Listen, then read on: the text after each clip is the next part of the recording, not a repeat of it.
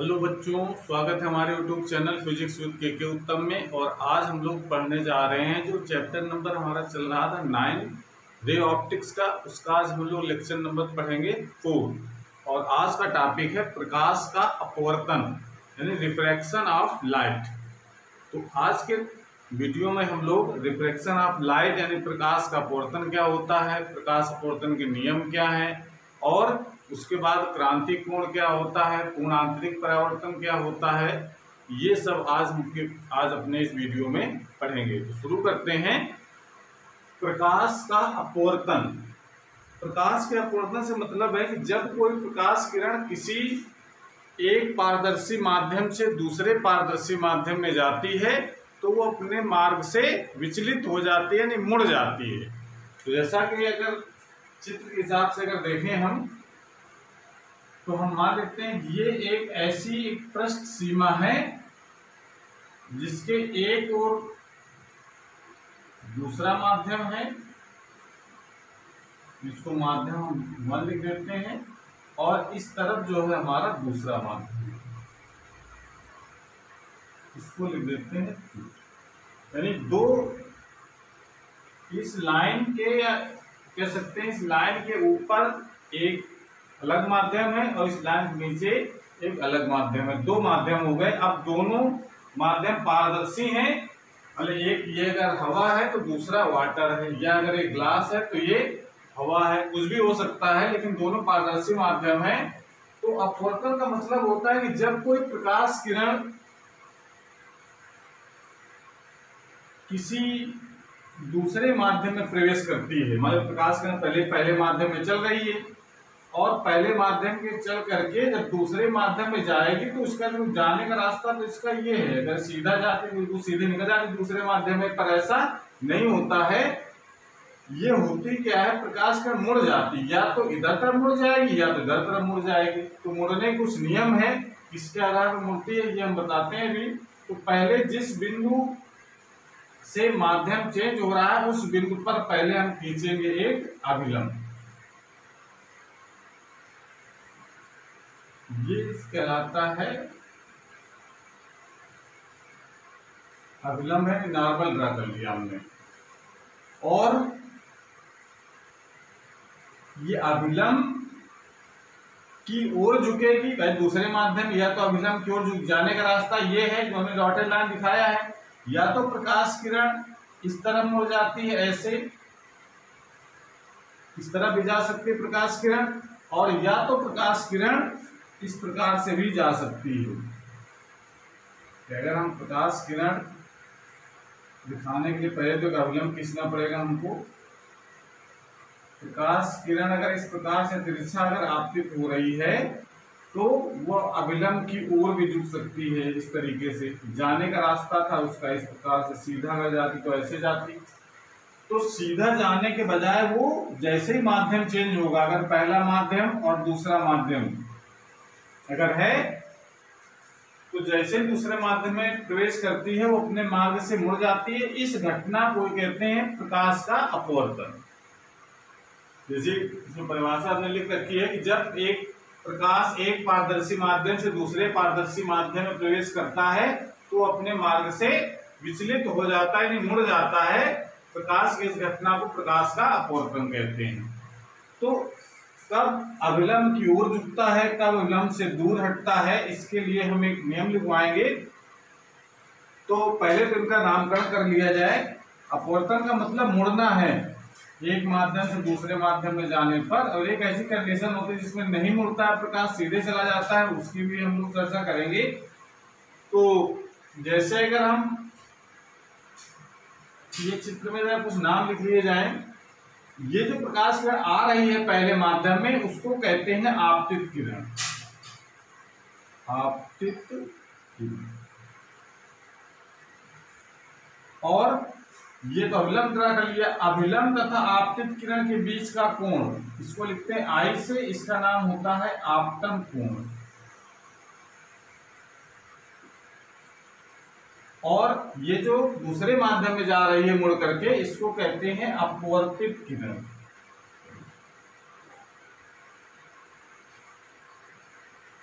अपवर्तित किरण, और अपवर्तित किरण और अभिलंब के बीच का जो कोण होता है इसको बोला जाता है अपवर्तन कोण। इसको बोलते हैं हम लोग अपवर्तन।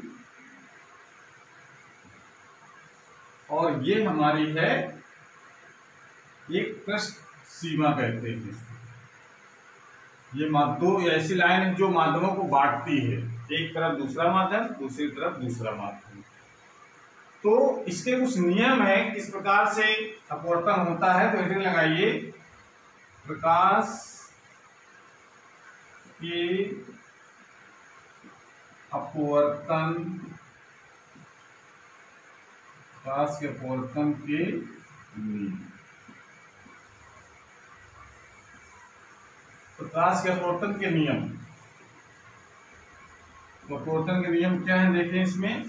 तो कई इसके नियम हम आपको लिखवाएंगे। तो प्रकाश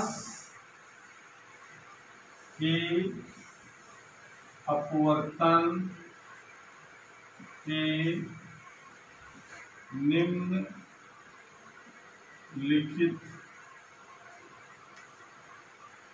नियम है। नंबर 1,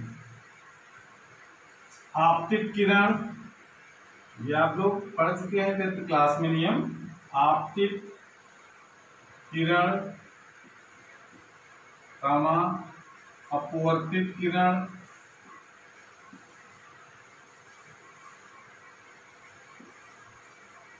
तथा आपतन बिंदु पर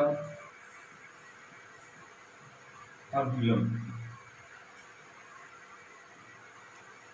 आपतन बिंदु पर अभिलंब, तीन चीजें हो गई इसमें, आपतित किरण, अपवर्तित किरण तथा आपतन बिंदु पर अभिलंब। ये जो पॉइंट कहलाता है जहां पर ये माध्यम चेंज हो रहा है इसको कहा जाता है आपतन बिंदु।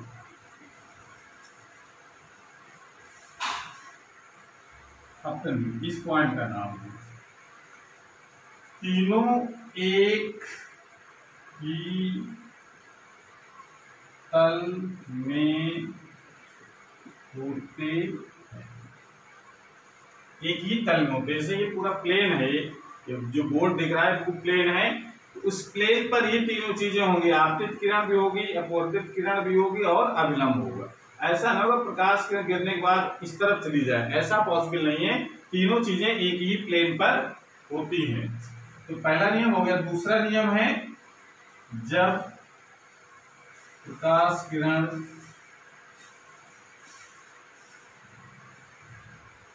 एक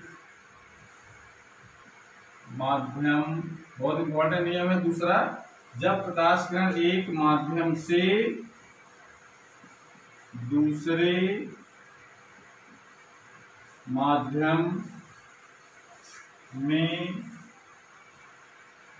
जाती है तो आपतन कोण, आपतन कोण I का साइन, जो ट्रिग्नोमेट्रिकल वाला साइन है वो, जब आप प्रकाश किरण एक माध्यम दूसरे माध्यम में जाती है तो आपतन कोण का साइन तथा अपवर्तन कोण, मतलब R का साइन का अनुपात एक नियतांक होता है, जिसे, उस नियतांक का नाम भी है, जिसे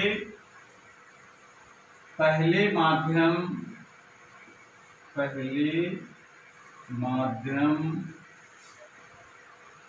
के सापेक्ष दूसरे माध्यम का अपवर्तनांक कहते हैं। ये इसका दूसरा नियम बहुत महत्वपूर्ण नियम है। इसका नाम दिया गया, इसे पहले माध्यम के सापेक्ष दूसरे माध्यम का अपवर्तनांक कहते हैं। इसका रिप्रेजेंटेशन भी किया गया है, इसका सिंबल भी लिख लीजिए। पहले माध्यम के सापेक्ष दूसरे माध्यम का अपवर्तनांक यानी 1n2, पहले माध्यम के सापेक्ष दूसरे माध्यम का अपवर्तनांक कहते हैं। इस नियम को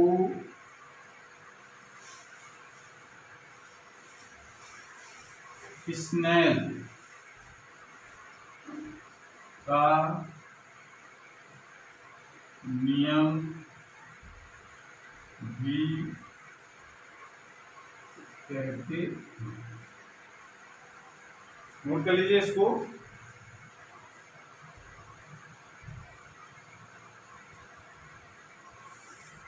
इस तरीके से ये दो नियम है इसके अलावा भी आप अपवर्तन के नियम के बारे में जो पढ़ना है इसको पहले नोट कर लें, फिर और इसके आगे बताते हैं। नोट कर लिया।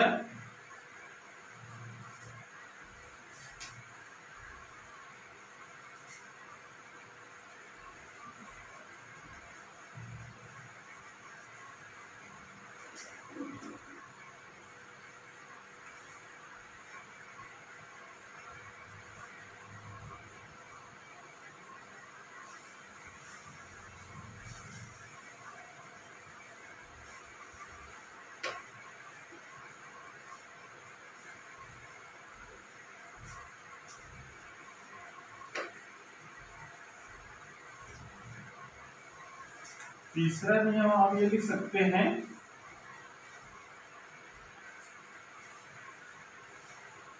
तीसरा नियम है इसका कि मुड़ने वाला नियम क्या है, किस तरह प्रकाश किरण मुड़ेगी। ठीक है, जैसे अगर हम ये कहें, चीज को जरूर देख लें, जैसे अगर हम ये कहें कि जब कोई प्रकाश किरण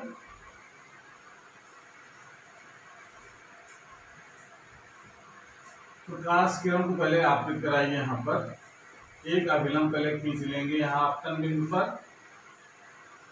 अगर ये जो माध्यम हमारा मान लेते हैं पहले वायु यानी एयर, और दूसरा माध्यम अगर मान लेते हैं कांच है, ठीक है, यानी ग्लास हो गया ये।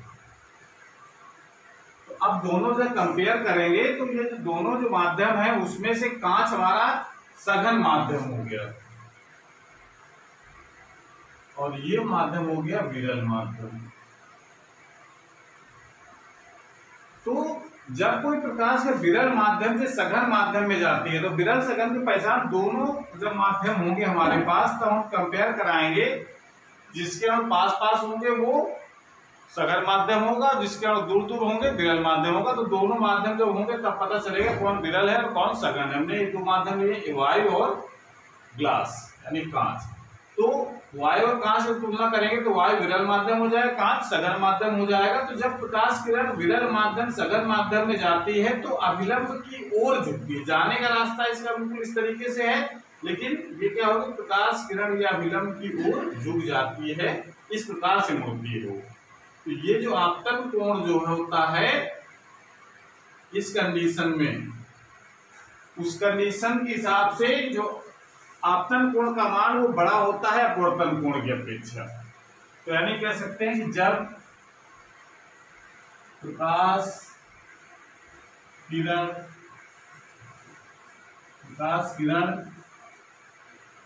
विरल माध्यम से सघन माध्यम में जाती है तो जब प्रकाश किरण विरल माध्यम सघन माध्यम में जाती है तो अपवर्तित किरण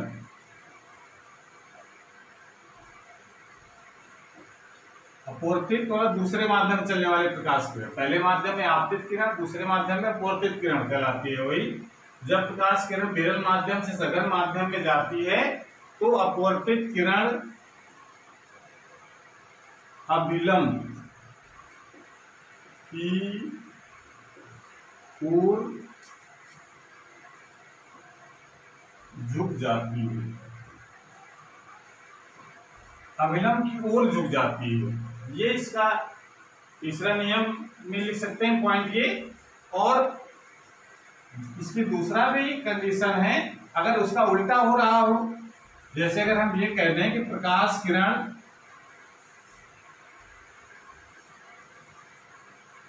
सघन माध्यम से विरल माध्यम में जा रही हो, ये जो माध्यम हमारा पहला जो माध्यम है ये कैसा है, सघन, और ये वाला माध्यम है विरल। तो ये इस कंडीशन के तहत क्या हम लोग कहेंगे कि प्रकाश किरण फिर अभिलंब जाने का रास्ता उसका सीधा ये है, अभिलंब की ओर, अभिलंब से दूर हट जाती है। यानी ये जो आपतन जो कोण होता है वो अपवर्तन कोण से छोटा हो जाता है, ये कह सकते हैं। जैसा इसमें लिखा है, जब प्रकाश किरण एक विरल माध्यम सघन माध्यम में जाती है तो अपवर्तित किरण अभिलंब की ओर झुक जाती है। इसका मतलब कंडीशन क्या हो गया इसके तहत, इसका मतलब हो गया इस कंडीशन में R is less than I रहेगा हमेशा। और जब प्रकाश किरण, यहां पर भाषा लिखते हैं इसकी, जब प्रकाश किरण सघन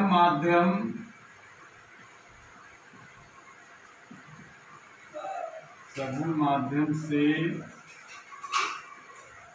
विरल माध्यम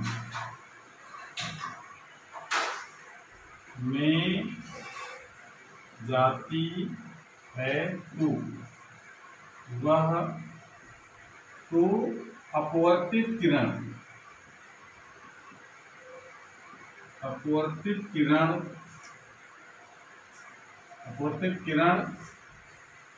अभिलंब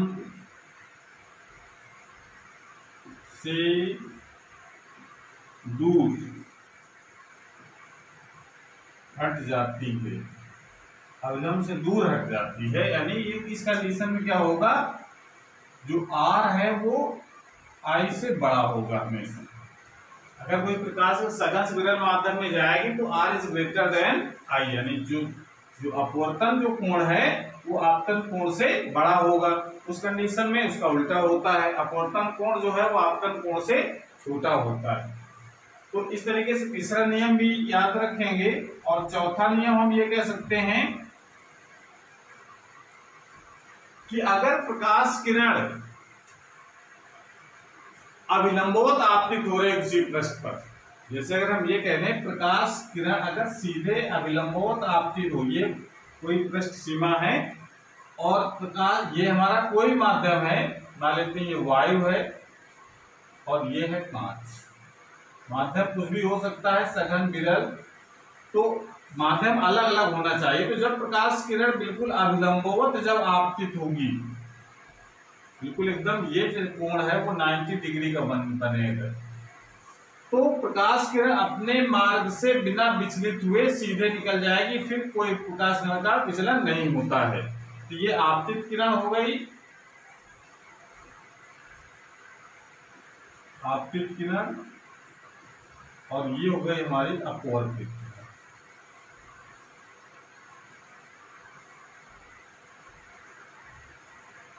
तो फिर कोई विचलन नहीं होगा। तो इसके लिए हम लोग कैसे इसको देखते हैं कि विचलन क्यों नहीं होता है। तो इसमें हम पहले इसकी भाषा लिख लें कि जब प्रकाश किरण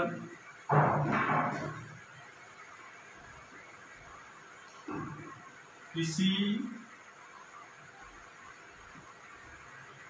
माध्यम पर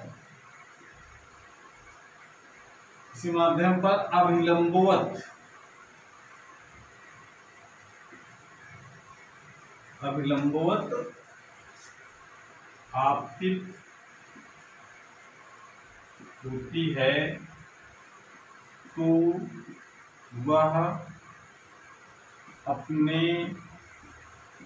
मार्ग से बिना विचलित हुए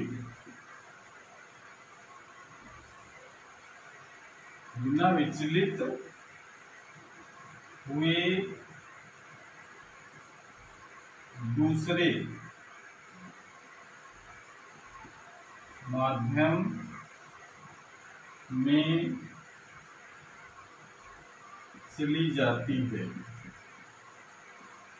यानी इस प्रकार जब प्रकाश किरण किसी माध्यम पर अभिलंबवत आपतित होती है तो वो अपने मार्ग से बिना विचलित हुए दूसरे माध्यम में चली जाती है, यानी कोई विचलन नहीं होता है। तो विचलन न होने से मतलब इस कंडीशन में क्या होगा कि अगर I इक्वल टू अगर 0 है तो R इक्वल टू भी 0 रहेगा।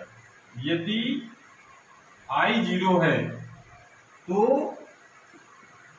R का मान भी 0 रहेगा। क्योंकि I और R क्या होता है? अभिलंब और आपतित किरण के बीच का। चूंकि आपतित किरण अभिलंबवत है, अभिलंब खींचेंगे तो BC के ऊपर रहेगा, तो ये दोनों के बीच का कोण कितना हो गया? 0। जो 0 जब हो जाएगा तो जो अपवर्तन कोण होगा वो भी 0 होगा। ये हम स्नेल के नियम से देख भी सकते हैं। स्नेल का नियम ये कहता है, कैसे प्रूव कर सकते हैं इसको, कि पहले माध्यम के सापेक्ष दूसरे माध्यम का अपवर्तनांक लिख सकते हैं sin I बटे sin R। ये स्नेल का नियम होता है। इसमें अगर हम I की वैल्यू अगर 0 कर देते हैं, इसको इस प्रकार से लिखो, हमको sin R की वैल्यू निकालना है, तो sin R इसको लिखा जा सकता है 1n2 इंटू sin R। तो यदि कंडीशन लगा दें, यदि I इक्वल टू अगर 0 है तो ये अगर 0 अगर हो जाएगा तो इसका मतलब I 0 होने से तात्पर्य है, एक मिनट सॉरी यहाँ गलत लिखने में, इसको थोड़ा सुधार कर लीजिए। इसको हम अब वैल्यू निकालनी है हमको, sine i is equal to लिख देते हैं 1n2 sin R।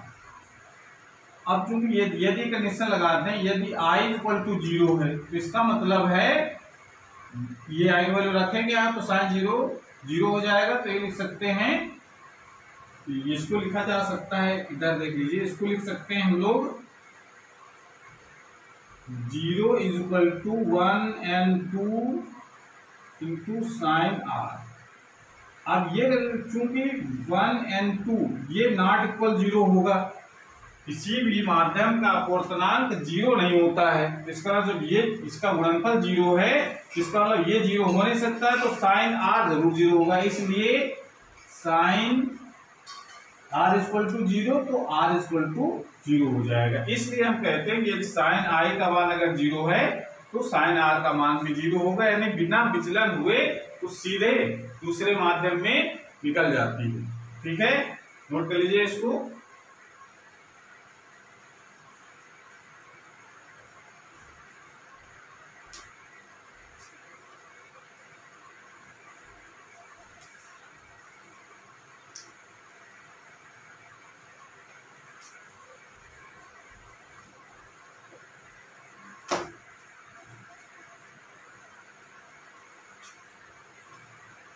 तीसरा जो पॉइंट है उसको भी याद रखेंगे, चौथा पॉइंट है इसको भी याद रखेंगे। और स्नेल का नियम तो बहुत ही इंपॉर्टेंट है, इसको तो आपको बिल्कुल एकदम दिमाग को बैठा लेना है कि किसी माध्यम जो अपवर्तनांक होता है उसका जो फार्मूला है 1n2 equal to sine I बटे साइन R, इसको स्नेल का नियम भी कहते हैं, बहुत इंपॉर्टेंट। अगला पॉइंट इसमें एक और लिखना है कि जब अगला पॉइंट हमारा है कि जब कोई प्रकाश किरण एक माध्यम से दूसरे माध्यम में जाती है, यानी अपवर्तन की जब घटना होती है, तो अपवर्तित प्रकाश जो होता है उसकी चाल, या एक आपतित प्रकाश हो गया जो प्रकाश किरण पहले माध्यम में चल रही है, और जब पहले माध्यम में उसकी चाल होगी कुछ तरंगदैर्घ्य होगा, आवृत्ति होगी। यही प्रकाश जब दूसरे माध्यम में जाता है यानी अपवर्तित जब होता है तो इसकी चाल और तरंगदैर्घ्य ये दोनों बदल जाते हैं, लेकिन जो आवृत्ति पहले माध्यम में जो थी वही दूसरे माध्यम में रहती है। तो इस प्रकार से हम इसको, इस पॉइंट को लिखना है कि अपवर्तित प्रकाश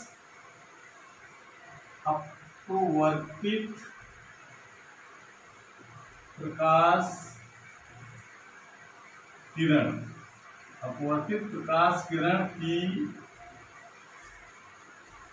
चाल, तरंगदैर्घ्य, चाल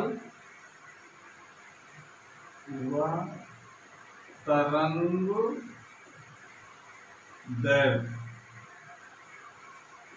बदल जाती है।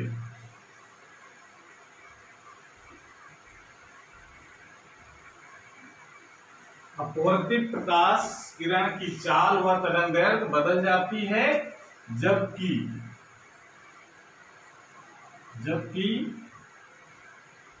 आवृत्ति अपरिवर्तित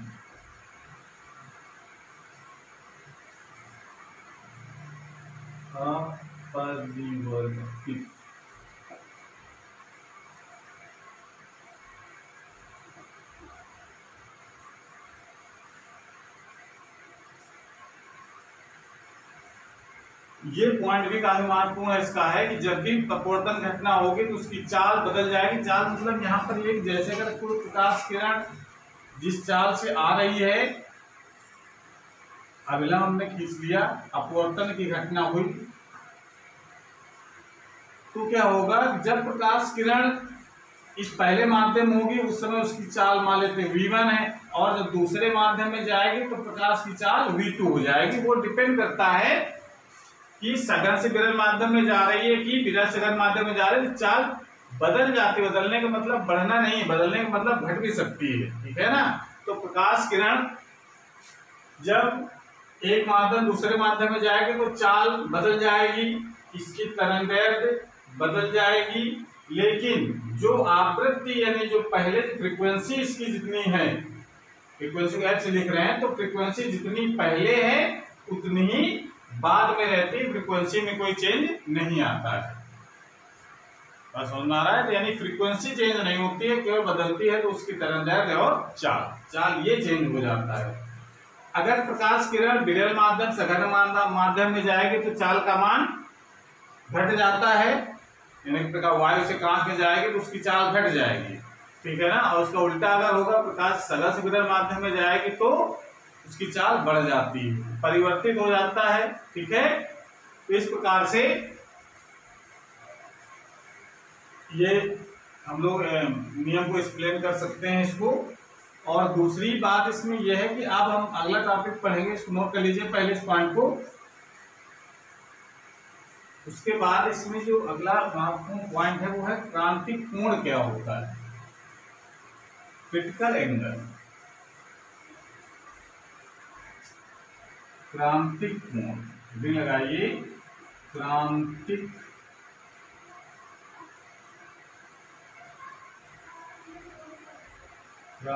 कोण, इसको हम यूज करते हैं क्रिटिकल एंगल।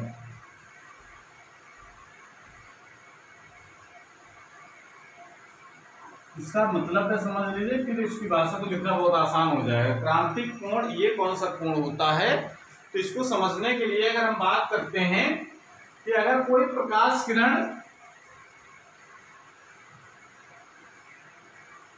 ये पहला माध्यम अगर हम मान लेते हैं सघन माध्यम है और दूसरा माध्यम है विरल, ये पहला अगर कांच का है तो दूसरा वायु है, या पहला अगर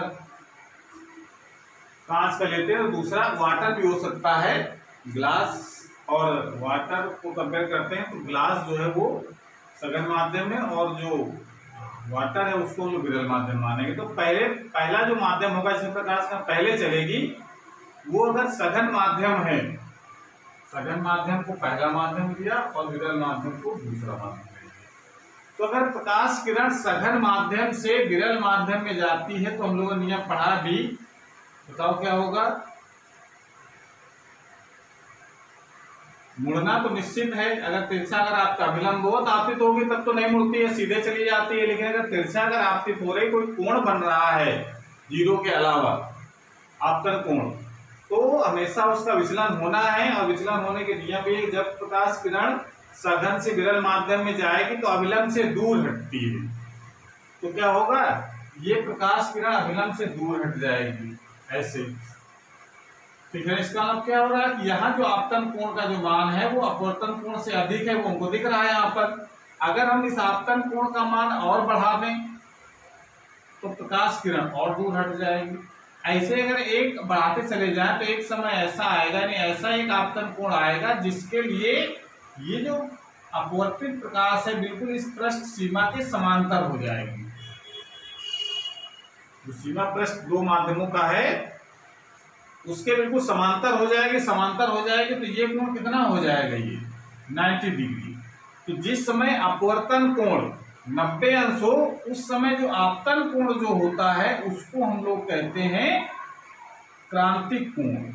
यानी ये जो आपतन कोण ही क्रांतिक कोण होता है, उसको C से हम लोग प्रदर्शित करते हैं। और ये कौन सा कोण होता है? आपतन कोण, यानी I भी होता है, तो उसको हम लोग आपतन कोण को क्रांतिक कोण कह देते हैं। ठीक है ना। लेकिन देखिए यहाँ से पता चल रहा है कि अगर ये तभी क्रांतिक कोण बनेगा जब प्रकाश किरण सघन से विरल माध्यम में जाएगी तब। अगर ये उल्टा कर दें तो फिर क्रांतिक कोण नहीं बनेगा। विरल सघन माध्यम में अगर जाएगी प्रकाश किरण तो कभी भी ये जो R का जो मान है वो 90 नहीं हो सकता, क्योंकि अभिलंब की ओर झुकना है। ठीक है ना। तो 0 तो हो सकता है पर 90 कभी नहीं होगा। और 90 अगर होगा अपवर्तन कोण तभी आपतन कोण को क्रांतिक कोण कहेंगे। इसका मतलब है कि सघन माध्यम में हमेशा जो है ये कोण बनेगा आपका क्रांतिक कोण। तो परिभाषा इसकी क्या हम लोग लिखेंगे कि सघन माध्यम में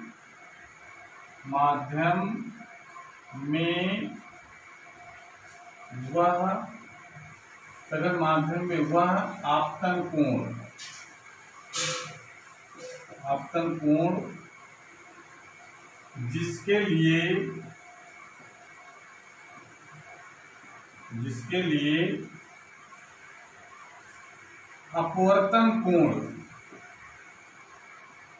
अपवर्तन कोण 90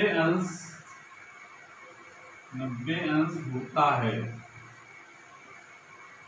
सघन माध्यम में वह आपतन कोण जिसके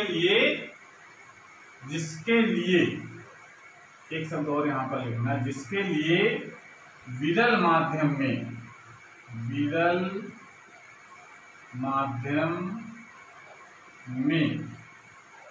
अपवर्तन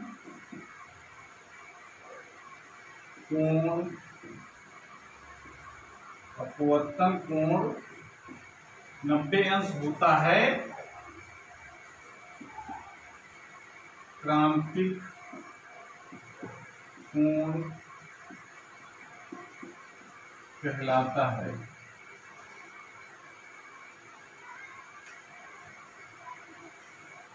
ये परिभाषा लिख सकते हैं। विरल माध्यम में तो ही बनेगा अपवर्तन कोण। तो परिभाषा इस प्रकार लिखिए कि सघन माध्यम में वह आपतन कोण जिसके लिए विरल माध्यम में अपवर्तन कोण 90 अंश होता है, क्रांतिक कोण कहलाता है। इसे C से प्रदर्शित करते हैं। इसे C से प्रदर्शित करते हैं, क्रिटिकल एंगल।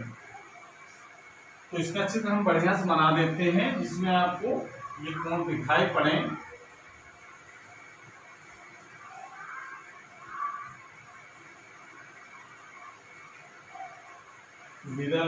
सघन माध्यम इधर बनाइए और ये हो जाएगा हमारा विरल। अभिलंब ड्रा कर लें।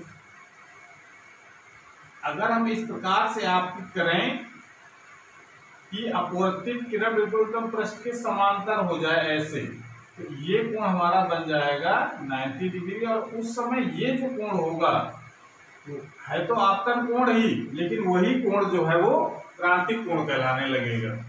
समझ आ रहा है? तो इसको इस प्रकार से हम लोग दिखा सकते हैं। तो अगर स्नेल का नियम की मदद लें थोड़ी, तो क्या बनेगा? स्नेल के नियम से अगर हम पहला माध्यम जो लिया है सघन माध्यम, अगर इसको अगर हम मान लेते हैं कांच का है और ये मान लेते हैं वायु है विरल माध्यम, कुछ भी हो सकते हैं, लेकिन हमने यहाँ पर मान लिया कांच और वायु। तो स्नेल के नियम के अनुसार क्या लिख सकते हैं? फार्मूला तो होता है स्नेल के नियम का 1n2 = sin I बटे sin R, ये हम सूत्र जानते हैं। पहले माध्यम के सापेक्ष दूसरे माध्यम का, पहला माध्यम कौन सा है? कांच। तो कांच के सापेक्ष दूसरा माध्यम कौन सा है? वायु।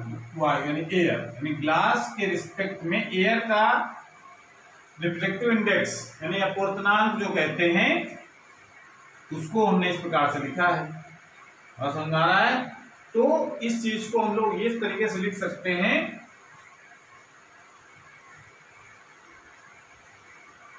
GNA = sin I। I की वैल्यू क्या लिखी जा सकती है? I की वैल्यू हम लोग लिख सकते हैं C अपान sin R की वैल्यू सकते हैं 90 डिग्री।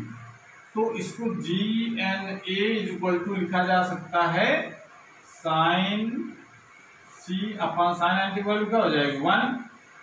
तो इसको हम इस प्रकार से अगर लिखना चाहें कि GANG लिखना चाहे, उल्टा कर दें, अगर ग्लास के रिस्पेक्ट में अगर एयर का रिफ्लेक्टिव इंडेक्स अगर ये लिखा हुआ है, तो इसको अगर हम एयर के रिस्पेक्ट में ग्लास का लिखना चाहेंगे तो क्या हो जाएगा? 1/sin C।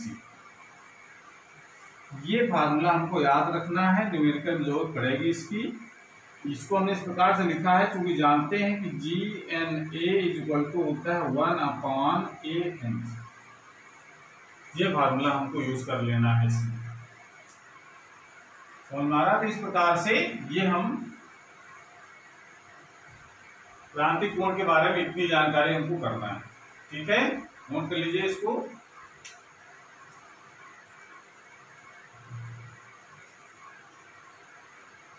उसके बाद हम बात करेंगे, चलिए इसमें बात करते हैं फिर पूर्ण आंतरिक परावर्तन। पूर्ण आंतरिक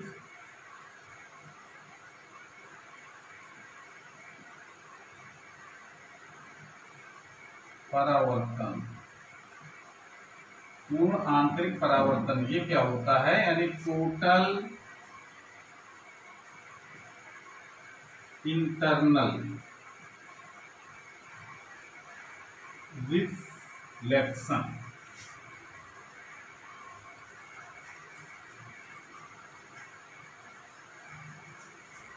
पूर्ण आंतरिक परावर्तन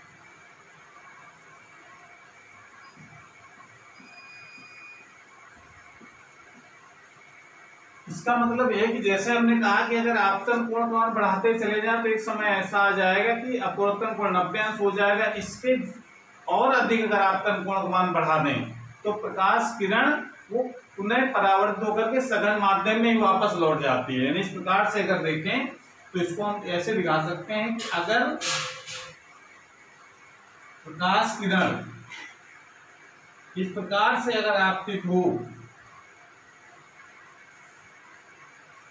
कि ये जो कोण आपतन जो कोण है उसका मान यानी क्रांतिक कोण के बराबर तो हो जाएगा, तब तो अपवर्तन कोण का मान 90 अंश होगा। लेकिन अगर क्रांतिक कोण से अधिक हो जाए आपतन कोण का मान, क्रांतिक कोण से अधिक यानी आपतन कोण इज ग्रेटर देन C अगर हो जाए तो क्या होगा? प्रकाश किरण वो उसी माध्यम में वापस लौट जाती है। ये घटना जो होती है इसको हम लोग कहते हैं पूर्ण आंतरिक परावर्तन है। लेकिन ये घटना तभी संभव है जब प्रकाश किरण सघन माध्यम से विरल माध्यम में जाने का प्रयास कर रही होता।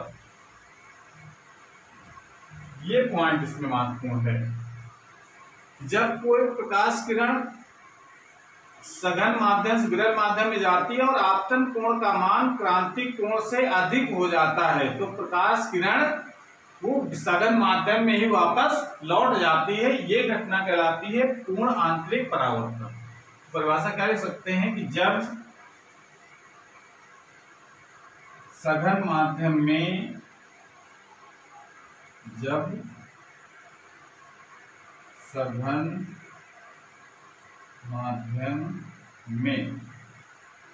आपतन कोण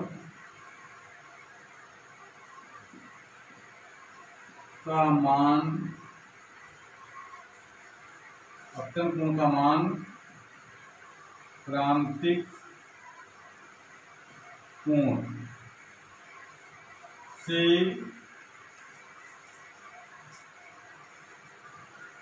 अधिक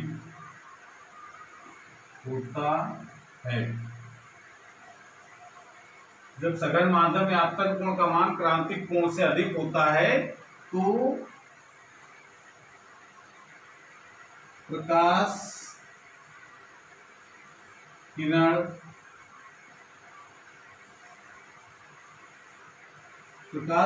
सघन माध्यम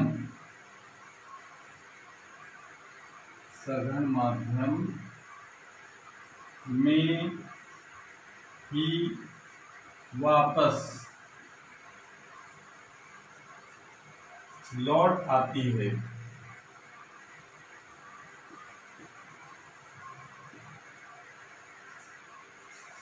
प्रकाश की इस घटना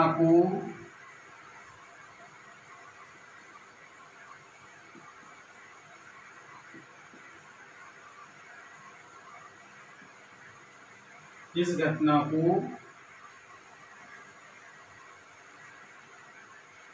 पूर्ण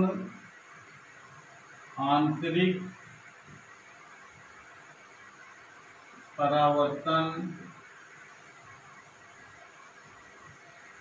कहते हैं। पूर्ण आंतरिक परावर्तन कहते हैं। ठीक है, नोट कर लीजिए इसको। जब सघन माध्यम में आपतन कोण का मान क्रांतिक कोण से अधिक होता है तो प्रकाश किरण सघन माध्यम में ही वापस लौट आती है। प्रकाश की इस घटना को पूर्ण आंतरिक परावर्तन कहते हैं। नोट कर लीजिए।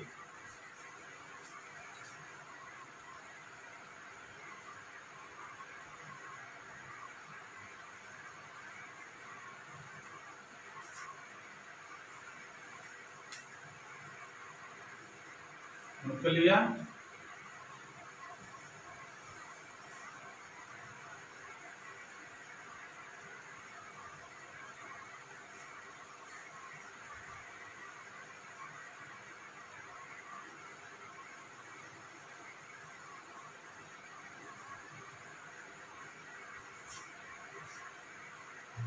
कुछ शर्तें एग्जाम पूछ जाती हैं कि पूर्ण आंतरिक परावर्तन की शर्तें बताओ क्या होती हैं।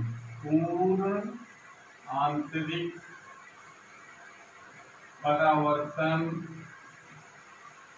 की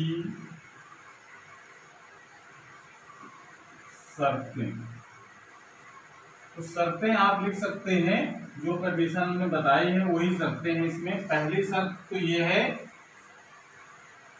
प्रकाश किरण सघन माध्यम से विरल माध्यम में, सघन माध्यम से विरल माध्यम में जाना चाहिए, तभी ये परावर्तन होगा। प्रकाश किरण सघन माध्यम से विरल माध्यम में जाना चाहिए। पहले तो शर्त यह है कि प्रकाश किरण अगर विरल माध्यम सघन माध्यम में जाती है तो ये घटना पॉसिबल नहीं है जो पूर्ण आंतरिक परावर्तन की होती है। संपूर्ण जो प्रकाश होता है वो परावर्त होकर के वापस सघन माध्यम में लौट जाता है। समझ में आ रहा है? तो इस प्रकार से इसकी भाषा हम लोग कुछ भी लिख सकते हैं। हम ये जो पूर्ण परिभाषा लिखवाए उसको इस प्रकार से लिख सकते हैं। जब सघन माध्यम में आपतन कोण का मान क्रांतिक कोण से अधिक होता है तो संपूर्ण प्रकाश परावर्तित होकर के सघन माध्यम में वापस लौट आता है। तो इसको, इस बात को हम इस प्रकार से लिख सकते हैं। तो इस घटना को हम प्रकाश का पूर्णांतरिक परावर्तन कहेंगे। तो पहली शर्त है कि प्रकाश किरण हमेशा सघन माध्यम से विरल माध्यम में जाना चाहिए, और दूसरी शर्त है आपतन कोण I का मान क्रांतिक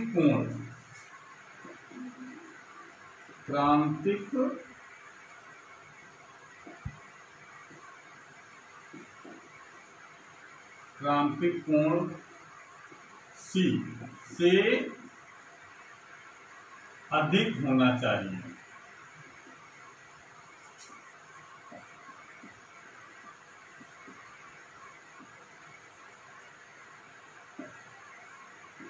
ये दो शर्तें हैं, यानी I is greater than C हमेशा होना चाहिए, तभी ये घटना पॉसिबल है। आपतन कोण का मान क्रांतिक कोण से अधिक होना चाहिए। ठीक है, नोट कर लीजिए इसको।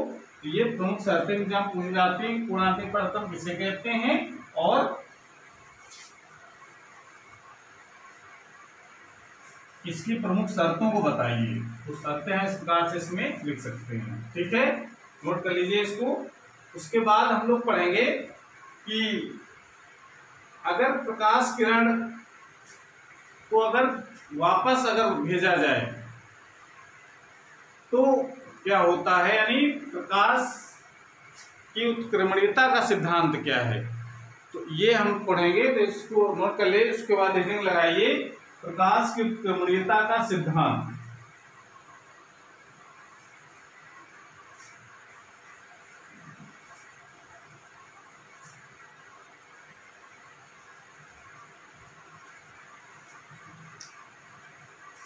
प्रकाश की उत्क्रमणीयता का सिद्धांत, ये देगा प्रकाश की उत्क्रमणीयता, रिवर्सिबिलिटी, प्रकाश की उत्क्रमणीयता का सिद्धांत।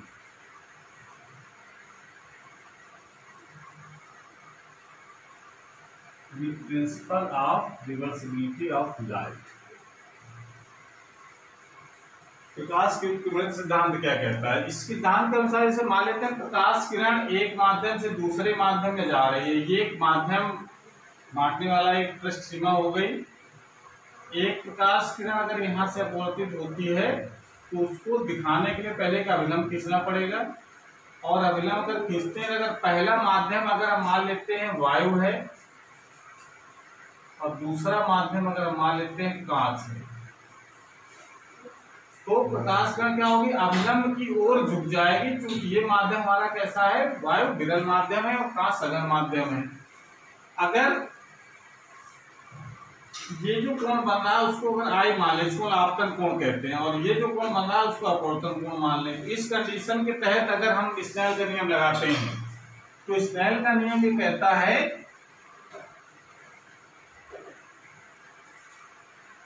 नियम स्नेल का नियम ये कहता है कि पहले माध्यम के सापेक्ष, पहला माध्यम है वायु, वायु के सापेक्ष कांच का अपवर्तनांक, या इसका नाम लिख करके अगर हम कोई नंबर डाल देते हैं, पहला माध्यम अगर हम मान लेते हैं वायु है जिसको नंबर दिया गया 1, दूसरा माध्यम है कांच, दूसरा नंबर हमने दिया, तो हम यहाँ पर इंजीनियर लिखने के बाद सीधे सीधे हम कोई माध्यम से हो सकता है, जरूरी नहीं कि वायु हो। तो पहले माध्यम के सापेक्ष दूसरे माध्यम का अपवर्तनांक, स्नेल का नियम क्या कहता है कि आपतन कोण का साइन और अपवर्तन कोण का साइन का अनुपात एक नियतांक होता है। तो इसको हम लोग इस प्रकार से लिख सकते हैं 1n2 is equal to sine i बटे साइन आर। इस कंडीशन के अनुसार तो आपतन कोण हमारा आई और अपवर्तन कोण है आर। इसको एक क्वेश्चन नंबर डाल लेंगे फर्स्ट। अगर हम इस प्रकाश किरण को वापस अगर भेज दें उसी मार्ग से, वापस भेजने का तरीका है कि इसके मार्ग में अगर एक कोई अभिलंबोत आपतित गिराने के लिए हम लगा देते हैं एक समतल दर्पण। समतल दर्पण पढ़ चुके हैं। समतल दर्पण को प्रकाश के अभिलंबोत आपतित होती है तो बिना विचलित हुए, बिना विचलित हुए वो सीधे उसी मार्ग से वापस लौट जाती है। तो यहाँ पर अगर हमने एक समतल दर्पण लगा दिया, ऐसा लगाया है कि वो अवलंबवत गिरे प्रकाश में क्या और वापस लौट जाएगी, वापस लौट जाएगी। तो अब ये जो कांच जो हमने माध्यम लिया, ये पहला माध्यम हो गया, ठीक है ना भाई। आप प्रकाश इधर से जाने लगी तो ये पहला माध्यम काम करेगा और ये दूसरे माध्यम काम करेगा। तो जो स्नेल का नियम अगर हम इस तरीके से लगाएं कि अगर हम इसको वापस भेज देते हैं तो ये प्रकाश किरण देखिए अब कैसे जा रही है, कांच से वायु में, कांच से वायु में जाएगी तो अविलंब से दूर हटेगी। तो देखिए जाने का रास्ता इसका सीधा ये था, इससे थोड़ा सा मुड़ गई है, तो इसका मतलब मुड़ने का मतलब अविलंब से दूर हट गई। तो इसका मतलब अगर हम इसको वापस भेज देते हैं जिस मार्ग से आई थी उसी मार्ग से वो वापस लौट जाती है। तो अगर यहाँ पर हम ये सिद्धांत, इसको कहते हैं उत्क्रमणीयता का सिद्धांत। तो उत्क्रमणीयता के अनुसार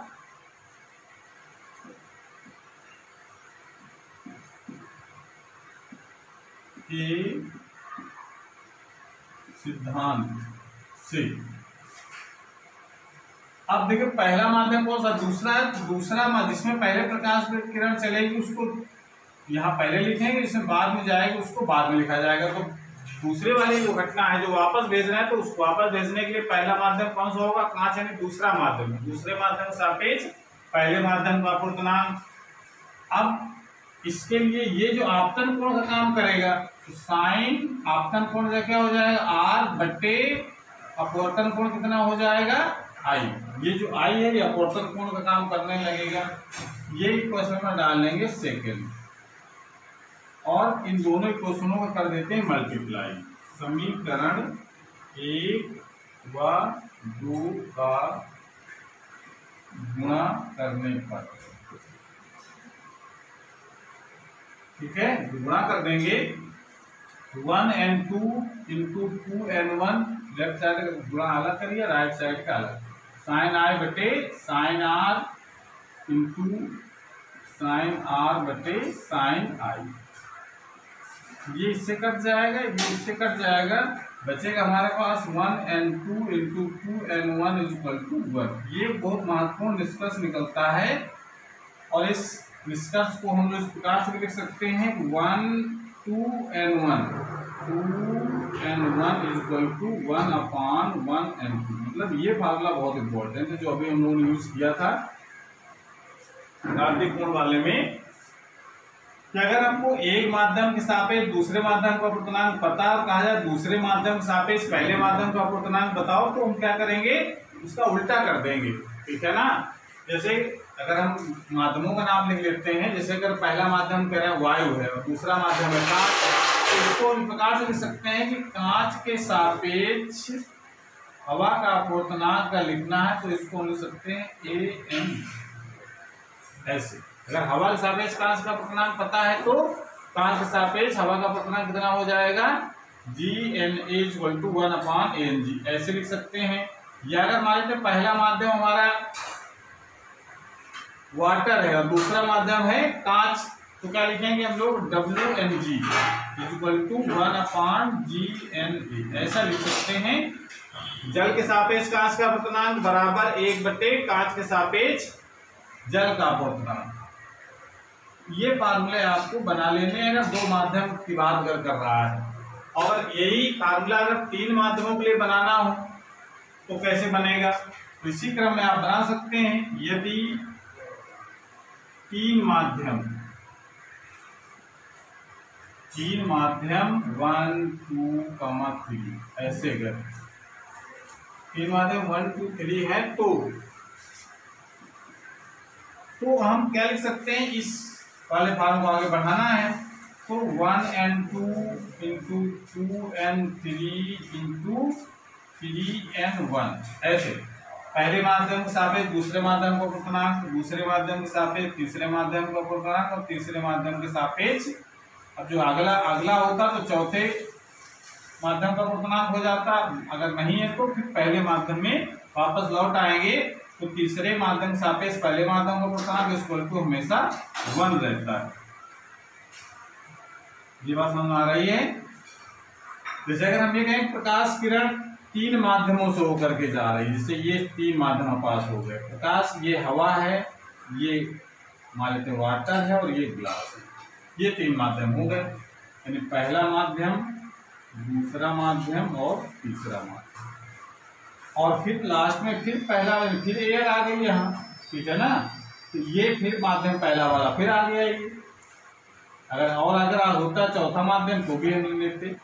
इस प्रकार से है। तो प्रकाश किरण अगर देखो इसको दिखाएं, प्रकाश किरण अगर पहले यहाँ से जाएगी तो वायु से वाटर में जा रही तो क्या होगा, अविलंब की ओर झुक जाएगी। तो अविलंब की ओर उसको झुका करके यहाँ डालेंगे। फिर यहाँ फिर वाटर से ग्लास में जाएगी, फिर अविलंब खींचना पड़ेगा, अविलंब की तरफ फिर झुक जाएगी। और उसके बाद अब जब ग्लास से एयर में जाएगी तो अविलंब से दूर हटेगी, यानी इस प्रकार से निकलेगी बाहर। तो उसको अगर हम ये दिखाना चाहें कि ये जो कोण जितना है मान लेते आई है, तो ये कोण क्या होगा आर। ये अगर आर अगर होगा तो ये भी आर हो जाएगा, क्योंकि ये दोनों ये पैरेलल लाइनें हैं और ये तिरक देखा हुआ देखांतर कोण हो गया। ये अगर आर है तो इसको हम लोग आर डैश मान सकते हैं। ये अगर आर डैश है तो ये वाला भी आर डैश हो जाएगा, और ये जो कोण होगा वो इसी के बराबर आता है, आई के बराबर। तो अगर बारी बारी से हवा के सापेक्ष जल का अपूर्णांक, जल के सापेक्ष कांच का अपूर्णांक, कांच के सापेक्ष हवा का अपूर्णांक लिखें और तीनों को मल्टीप्लाई कर दें तो कट करके फार्मूला जो बनेगा वो इस तरीके से बन जाएगा। एयर के रिस्पेक्ट में लिखो, एयर के रिस्पेक्ट में वाटर का रिफ्लेक्टिव इंडेक्स, वाटर के रिस्पेक्ट में ग्लास का रिफ्लेक्टिव इंडेक्स, और फिर ग्लास के रिस्पेक्ट में एयर का रिफ्लेक्टिव इंडेक्स इक्वल टू 1। यहां से हम लोग लिख सकते हैं इस फार्मूले को WNG इज इक्वल टू, अगर हम उसको लिखना चाहें WNG इज इक्वल टू क्या लिख सकते हैं 1/ANW इंटू GNA, ये लिख सकते हैं। अगर हम इसको थोड़ा सा और अलग तो इसको लिखा जा सकता है WNG is equal to GNA को, GNA 1/, अभी तो फार्मूला हमने लिखा था, GNA को क्या लिख सकते हैं 1/ANG, तो इसको लिख सकते हैं ANG/ANW। ये फार्मूला बहुत इंपॉर्टेंट है, इसको भी आपको याद रखना है कि अगर एयर के रिस्पेक्ट में ग्लास का रिफ्लेक्टिव इंडेक्स पता है और एयर के रिस्पेक्ट में वाटर का रिफ्लेक्टिव इंडेक्स पता है, तो हम कहा जाए कि वाटर के रिस्पेक्ट में ग्लास का रिफ्लेक्टिव इंडेक्स कितना होगा वो हम इस फार्मूले से निकाल लेंगे, WNG is equal to ANG/ANW। तो इस प्रकार से इसको नोट कर लेंगे। और ध्यान रखने का तरीका है, अगर उल्टा करते हैं ग्लास के रिस्पेक्ट में वाटर का रिफ्लेक्टिव इंडेक्स अगर निकालना है तो इसका उल्टा हो जाएगा, ANW/ANG हो जाएगा। करने का तरीका जो बाद में लिखा है जी उसका एयर के रिस्पेक्ट में हमको लिखना है रिफ्लेक्टिव इंडेक्स, और जो पहले लिखा है उसको इसे बटे में लिखना है। इस प्रकार से इस सिद्धांत को हम लोग न्यूमेरिकल में यूज करते हैं। न्यूमेरिकल के फार्मूले बहुत इंपॉर्टेंट है, उसको याद रखना है, ठीक है, नोट कर लीजिए।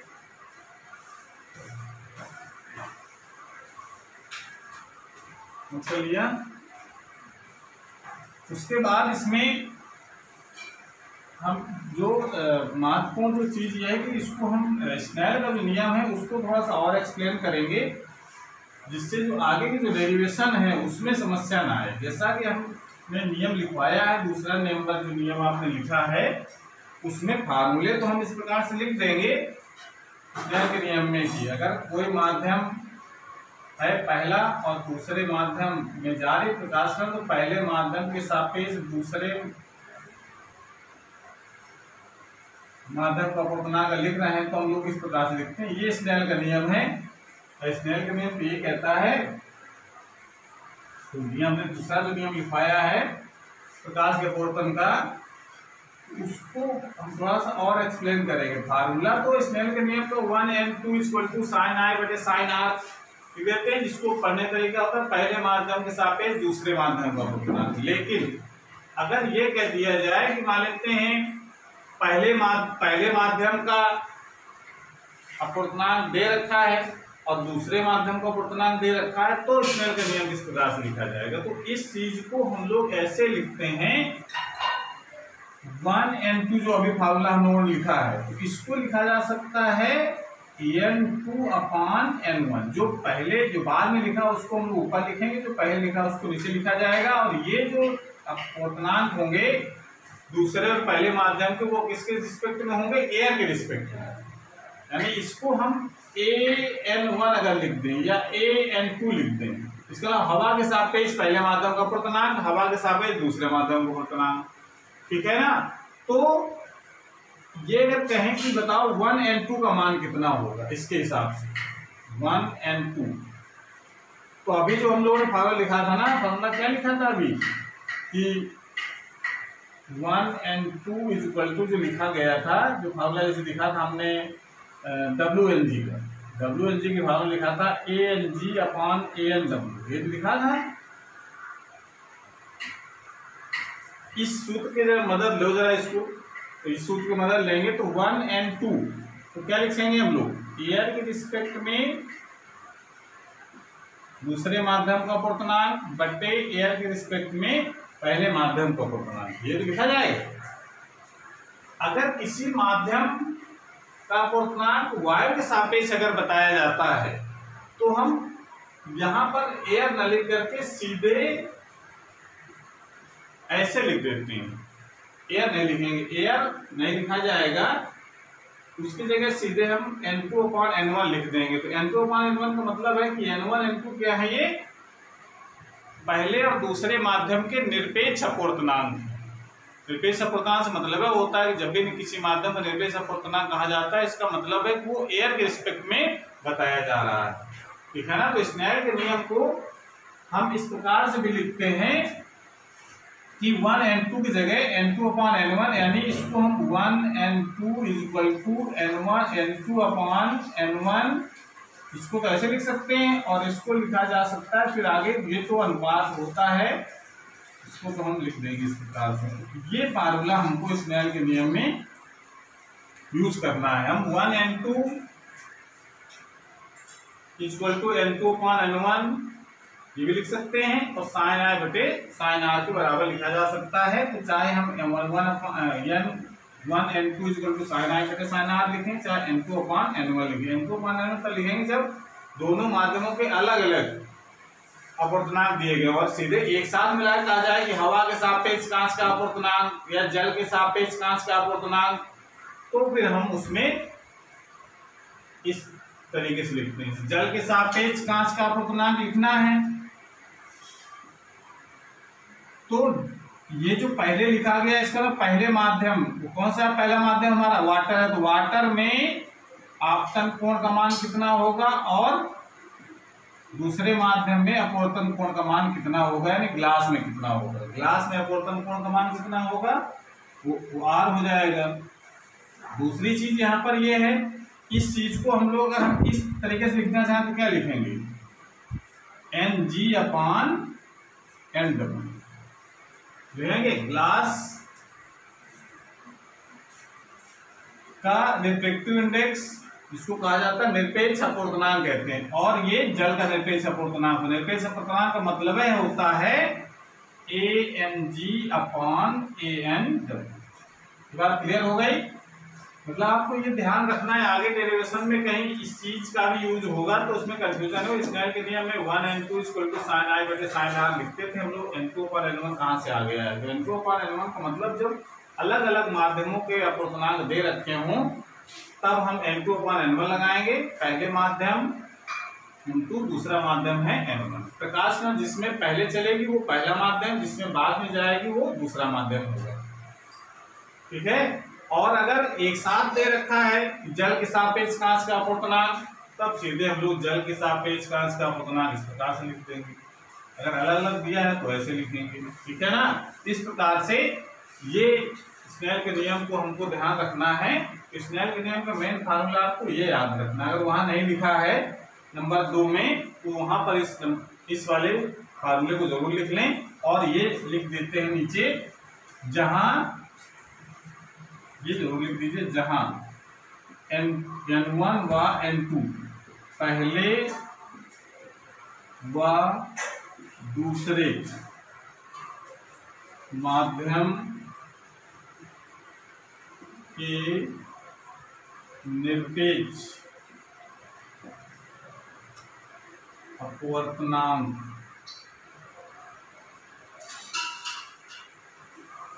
N1 व N2 पहले व दूसरे माध्यम के निरपेक्ष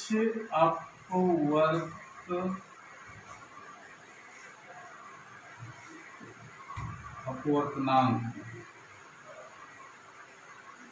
ये पॉइंट जरूर लिख लें वहां पर नंबर 2 में, यहाँ पे नियम लिखा है अपवर्तन। ठीक है, ये बहुत इंपॉर्टेंट नियम है स्नेल का नियम, इसके आगे हम डेरिवेशन करने की जरूरत पड़ेगी, तो कंफ्यूजन ना हो जिससे। ठीक है, नोट कर लीजिए।